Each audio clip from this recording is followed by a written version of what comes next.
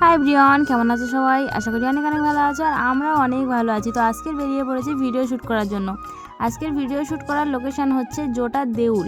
ওখানে ঘোড়া ছাড়া আছে, তো তাই আমরা বেরিয়ে পড়লাম। আর আমরা যাচ্ছিলাম ঢাকির দিক থেকে। তো দেখো ঢাকির ব্রিজটা পার হয়ে চলে এলাম।